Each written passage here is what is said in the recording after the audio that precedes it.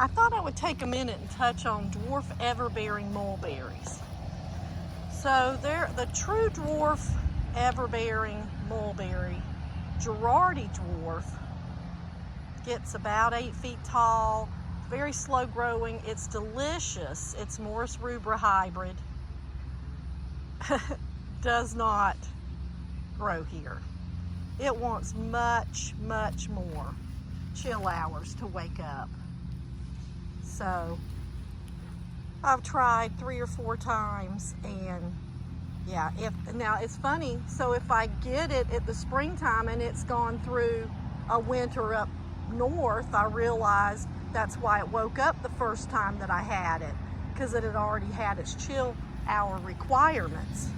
So no, this thing needs, I would say, 800 chill hours or more, and will probably take down to a zone 5, at least 6.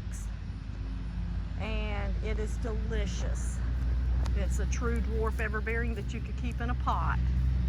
And then you have Jan's Best and Lakeland Tropical, and they are seedlings of the Dwarf Everbearing that you find all over the place. That could be 1/4 of an inch.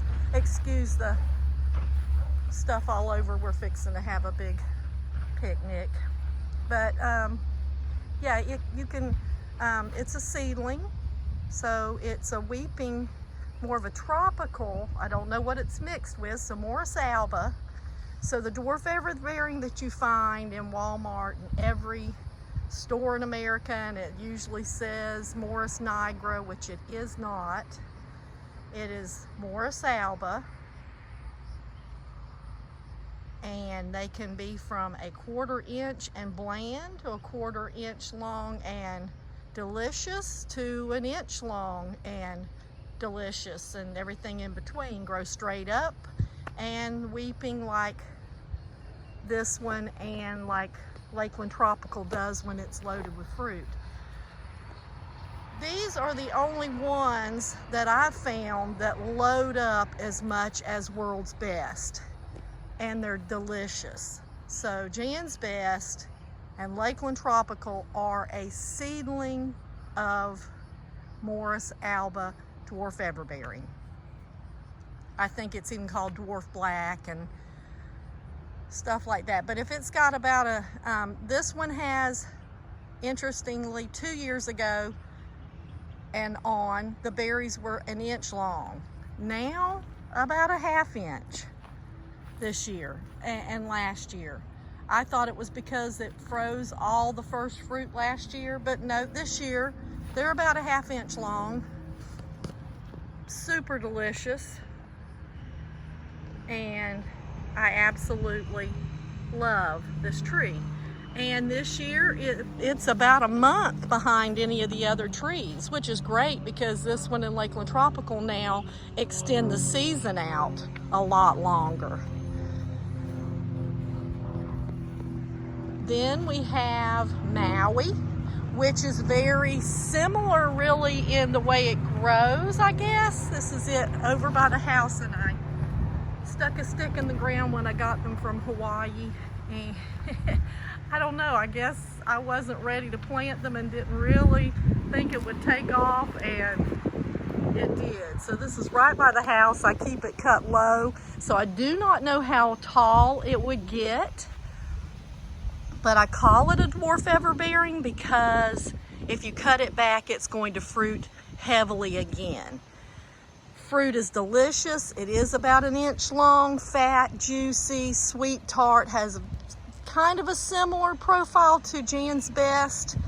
Just a super good berry, excellent tree. I love it. And I do not know what this is. You know, I don't know if it's an alba or what it's mixed with, but it is different from World's Best and different from Jan's Best or the Dwarf Everbearing Morus albas. It's different. So when they say Dwarf Everbearing for World's Best, Jan's Best, Lakeland Tropical, or the Morus albas, they get about 20 feet tall if you don't prune them. But that is short for a mulberry tree, because most other mulberries can get 40 plus feet tall. So I'm assuming they thought 20 was, you know, pretty short for that. That's just my guess. I don't think it's called that because of the fruit, but because they felt the fruit was smaller. I don't think that was the ticket on that, but I could be wrong. But I think, like I said, 20 feet tall or less is short for a mulberry. And then also, they love to be pruned. The more you prune the dwarf everbearings, the more fruit you will get. And then there is, so World's Best is some kind of Morus Rubra hybrid, I believe, from Thailand. So World's Best, Thai Dwarf, Chiang Mai 60, those are very, very similar. And they have a more firm, crunchy berry. Generally, they lack some sweetness, but then there'll be times that you come out here and you taste them and they're like your top 5 favorite mulberries in the world. They have the sweetness to them. I have no idea why, but they are just a must-have tree. Right now, this one's empty. We've picked and picked and picked on it, but World's Best, Thai Dwarf, Chiang Mai 60 are nothing like the Morus Alba and Maui. And I think there's a 4 Seasons that I do not have, and one that starts with an I. I can't think of the name of it, but I believe it is similar to these Thai types. But I don't have those. Like I said, here we get such low chill hours, it's very hard to find mulberries that will fruit heavily and be worth having. I have so many. I have 70 planted and 50 different varieties, and I would say 50, no, I don't know, more than that probably. Maybe 20 fruit really, really good. And I would highly recommend here. And the others struggle bus it, don't want to wake up, barely fruit because we just don't have enough chill hours. This year, an unusually awesome chill, say 400 or more chill hours, and so many woke up and fruited and have grown that normally hardly grow at all, which Boysenberry is one of them. Maple leaf from Bass is another one, a must-have. If you get 400 chill hours or more, maple leaf is a must-have. You know, Morus nigra, the black Beauty Persians, have woke up good. They're fruiting and they're growing, which is so unusual, so exciting. And even this one is the white one that I call Dave Wilson White.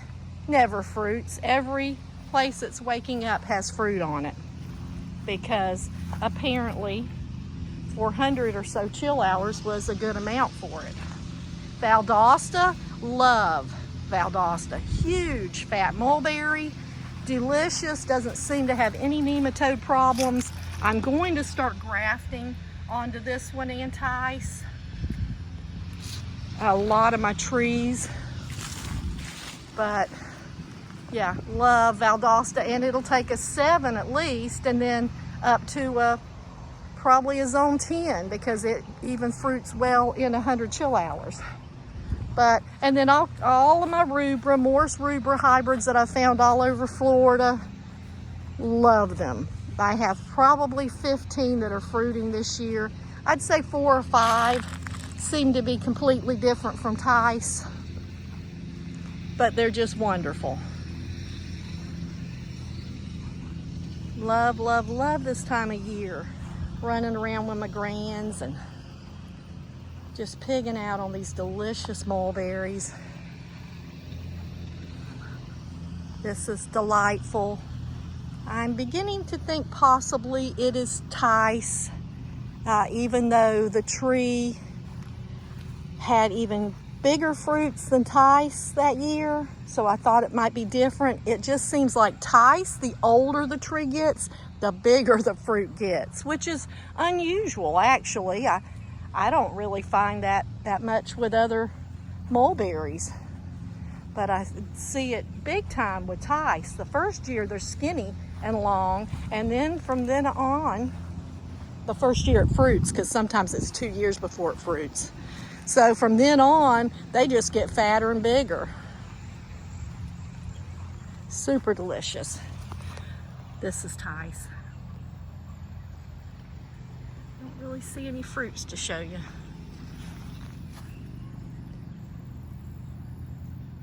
All right, have a great day.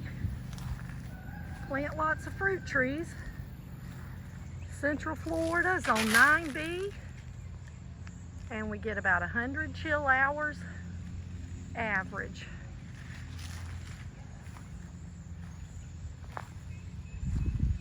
I even have apples this year on lots of the apple trees that have never fruited, have fruit on them. And this is my one I say is the top best tasting mulberry I've ever had, is the find that I named Sweet Delicious. So sweet and delicious.